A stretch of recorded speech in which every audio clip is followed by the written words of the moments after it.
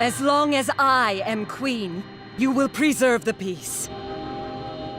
You, my boy, are the key to all of my research. I think all of us have wanted to do an Aquaman story.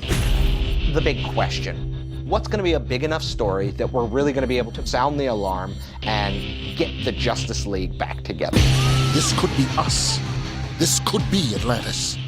Because you don't start with the Atlanteans marching on to dry land to take over all the world. We have to start somewhere else.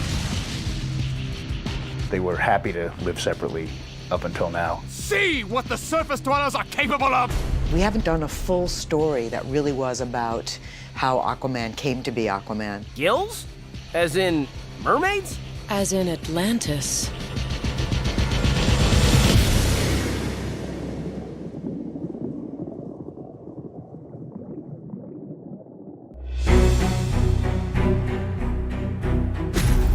We were lucky enough to base this on the adaptation of Jeff Johns' brilliant Throne of Atlantis.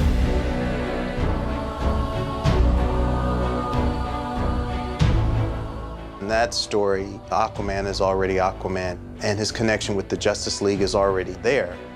In our story, the Justice League hasn't met Aquaman yet. We decided to start from square one, set him up as a person, and then start his journey.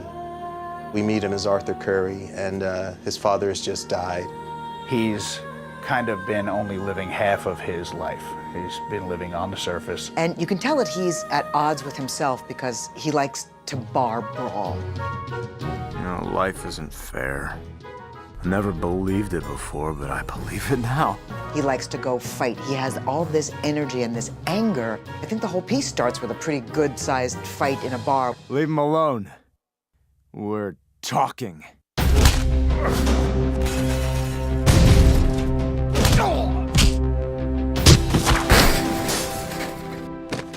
Thanks, guys. I needed to blow off some steam.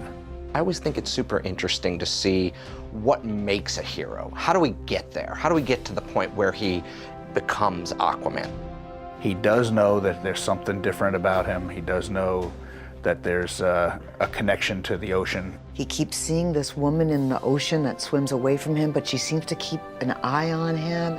Well, what's fun is we know Arthur is a man of two worlds. Arthur doesn't know that yet. He's trying to figure out who exactly he is and what he is. And that became a really fun character because I don't think we have one yet that really whose core is anger and frustration and just wanting to lash out at this world. Then we get this whole thing where we get to bring in the Justice League.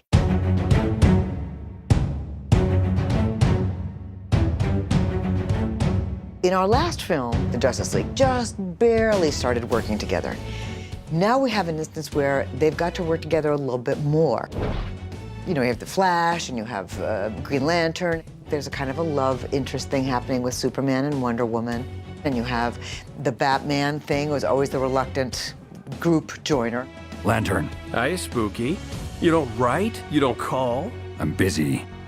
We're striving to show how each Justice League member is different. I mean, we have characters with mythological backgrounds. We have characters with their galactic backgrounds. We have characters with magical backgrounds. Who gets along, who doesn't get along, those weaknesses and those cracks are really where we can see character.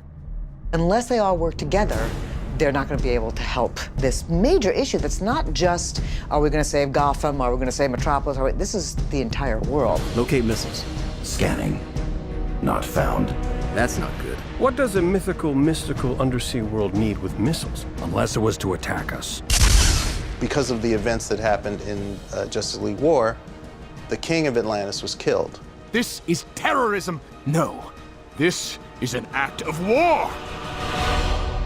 So there's a very real, understandable anger towards surface dwellers. What would you have me do, Orm? Sound the drums of war solely to honor your father's memory? Don't bother. You didn't honor him when he was alive.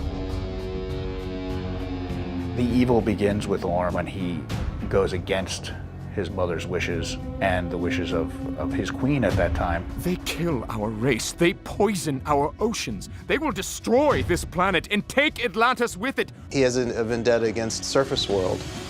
and he really wants to destroy the surface world. He's smart. He's a brilliant Machiavellian conniver. So it became about Orm's plan to take the missiles and use them against his own people. Our time has come. I will bring our world crashing down upon theirs! So I think that's what's really exciting about it, is being able to take these really big, broad strokes that Jeff put together and also add this very personal, very emotional, almost Shakespearean story about Arthur Curry. Atlantis thirsts for a new perspective. Someone who understands the surface world and will lead us into the next century. The Queen needs a beacon, Arthur. Maybe it's you. Good, let's run it again. 446 and onward. All my life, I felt like there was something wrong with me. I relate to the sarcasm of Arthur Curry, and I relate to the fact that he is, unlike maybe some other superheroes that they wake up and they're a superhero. This guy's like, what the hell is going on? He's a very troubled young man who yells a lot. My father, your king, for Atlantis! For Atlantis! For Atlantis! I am queen, and war is not in my plans. She's the mother of Arthur and the mother of Orm, but she's not a grandmother, you know, she's not an ancient voice. She's got to have authority and femininity. I am the sole survivor of my planet. If I had the chance to save my world and meet one of my own race, even for a moment, that would be enough. Jerry O'Connell plays Superman on camera. He's perfect for it. And because he is a voiceover actor as well as a non-camera actor, that was some of the easiest casting I've ever had to do. Arthur Curry, I'm the Flash. We've been looking for you. I think he really loves being a part of this team. Like, he loves being one of the guys. He thinks Batman is awesome.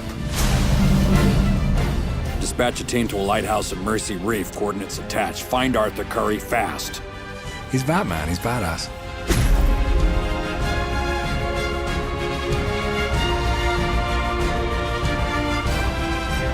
Hey, uglies!